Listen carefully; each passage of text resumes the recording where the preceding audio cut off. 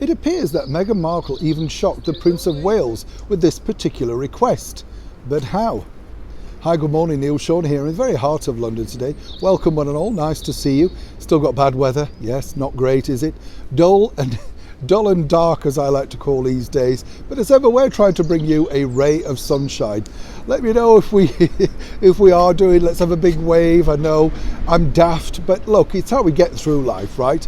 We have to look out for each other. We have to, of course, try and cheer each other up on these dark, soon to be ending winter's days. But back as ever to your breaking royal story of the day. This particular story centres on, well, that big wedding that we all enjoyed way back in May 2018. Of course, it was a glorious day and a glorious wedding.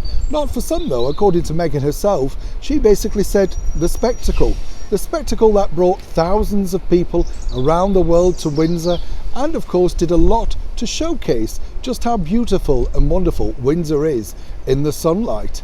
But it seems that during that particular wedding, Meghan Markle, the budding actress of a cable TV show called Suits, continued to shock senior members of the British monarchy.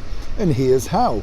As we now know, she only had her mother, Doria, as her only guest. Yes, she had celebrity guests, but even people like George Clooney basically said they'd never really met her, but they'd gone along because of the invite. As I've said before here on the show, actors will turn up at anything, seemingly, if there's a camera pointing in their direction.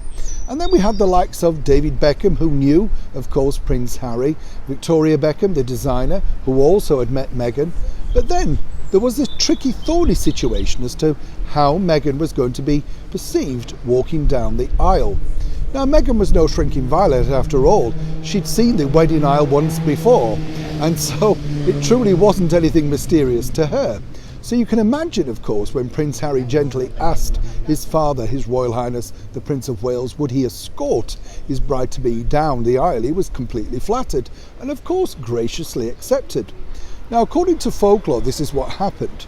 Meghan said, yes, very nice, yeah, how kind, all that sort of stuff. But she only wanted to be walked down the aisle halfway, or so the story goes.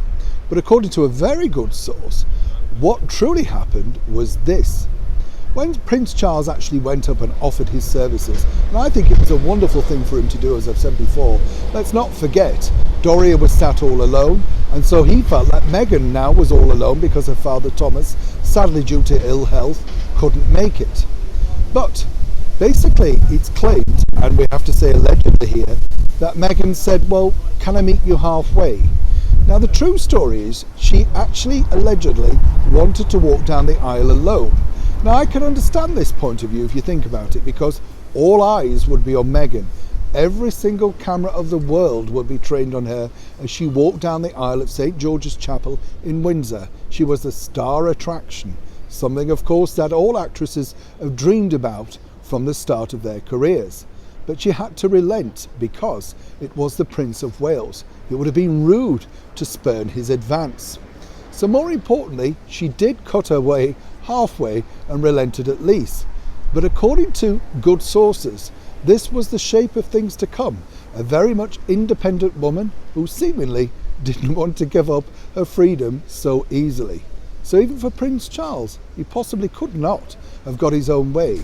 But on this occasion, because he is the future King of England, even Meghan decided, oh well, go on then.